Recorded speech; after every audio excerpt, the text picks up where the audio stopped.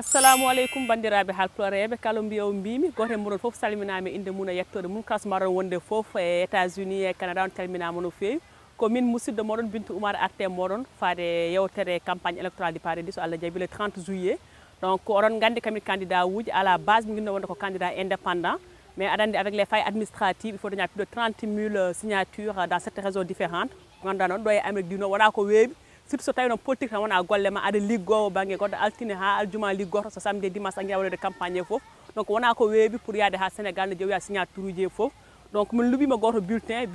RDS oɗon gandi ɗum mo Abdoulatif Gueye Jamra joni ko mignoy ko ma Maktar jogui ɗum ko on min luuɓi pour ñande élection ngaji so Allah min mbawa hutorade ɗum donc mi arte moɗon kadi wiide programme amen ne yaaji emin jogui hen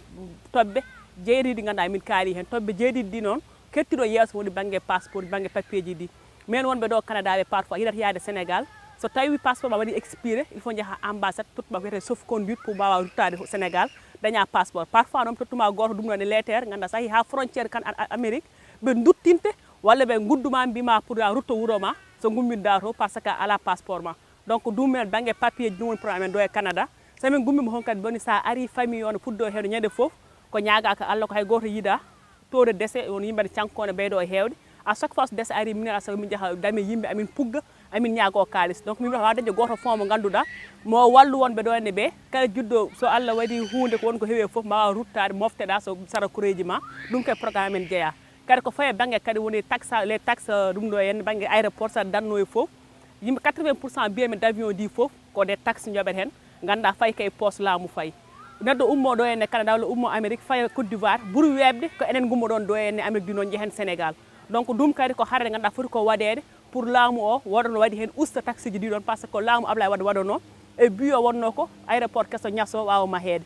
donc noon guila nden ha joni ha hande yimɓe nene jooɓa te dartota ko donc ɗum foti ko ittede te alay saago noon wooda yimɓe ganduɗa ne gandu ɗum ɗon jaaha ha assemblée nationale haɓane ɗum ɗon wawa haɓede pour ɗum ɗon wawa ittede donc mi arte moɗon kadi min Bintou Oumar pour wiide inchallahu rabbi il faut que paamen hunde woni élection présidentielle et élection législative wona gotum saɗa neela neɗɗo saɗa luuɓa neɗɗo kartal ma yo yahane assemblée nationale yo taw mo ganduɗa yo taw komo kooliɗa yo taw mo ganduɗa so yeehimo daranomo toon kadi par ce que namɗo compte rendu wona gouvernement namɗoɗa compte rendu namɗoɗa compte rendu komo nelda toon o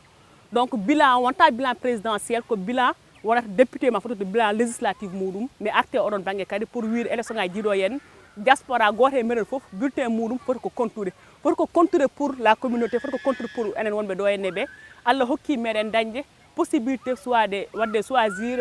wiyete kadi a suɓade député meɗen donc seɗen goota hoto miijoto wiide min ko parti o gon ko parti goto hoto worne parti gotane neɗɗo mo ganduɗa kañum neloton so janggo jaam ari so jiiɗi namɗa ɗum hunde te kañum duttoto ɗon joni ko ɗum jinnomi yettude moɗon bandiraɓe halpulareɓe so Allah jaaɓi 30 juillet nele amen nele dam babou mamin darno mon toon no foti darrede ni foof e mamin gon koyɗe moɗon mamin gon demle moɗon so Allah jaaɓi on jarama goto e moɗon fof salminama kadi inde mum e yettode muɗum komin Bintou Oumar musidɗo moɗon arno yewtude moɗon e élection ngaji paaɗen ndi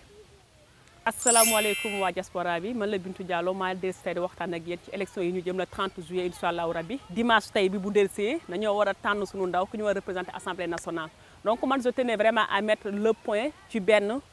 cas bi nga xamante ni parfois dafay am confusion le fait que parfois dañuy confondre élection présidentielle ak élection législative élection législative c'est mooy une des élections yi nga xamante ni ñun la communauté dañ koy am waar dañ ci am wàllu bu taxaw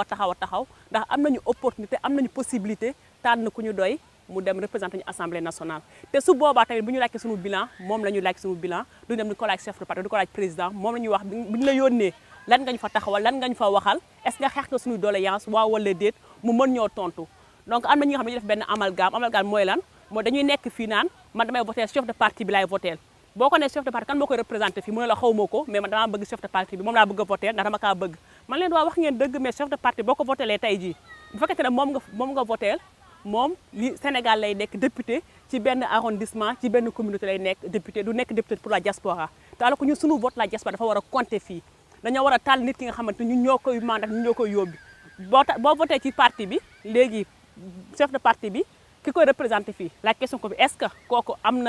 na possibilité wala est-ce que am na engagement social boobu pour mën a nekk un bon représentant bu demee assemblée nationale donc erreur boobu laa bëgg ñu bañ koo commettre en différenciant les élections législatives et les élections présidentielles. Les élections présidentielles, c'est en 2019. Su boobaa mën nga xool ban chef de parti moo la doy loolu nag on part en parti la ñuy demee nga tànn pour chef de parti boobu nekk président de la République du Sénégal mais fii nag léegi nii suñu député la ñuy tànn donc su boobaa encore une fois de plus xool leen ku leen doy ku mel ni Dame Babou ki nga xamante il a toujours été là pour la communauté taxawal na askan bi fu ñu ko soxlaa di ngeen ko mën a gis pour au moins seen vote compté maa ngi leen di sàkku ñaan di leen sàkku ndimbal incha allahu rabbi dimanche bii di ñëw ngeen dénkuñu seen carte bëgguñu ngeen jox ñu da ngeen koy dénk après ñu mën a ñëwaat ci yéen jox leen ay compte rendu te bu ngeen ko soxlaa tam jox leen seen i carte ndax ñun ngeen a fay nekkal te bu ñu ko taxawee yéen a tax ñu taxaw foofu donc maa ngi leen di nuyu encore une fois de plus di leen sant di leen gërëm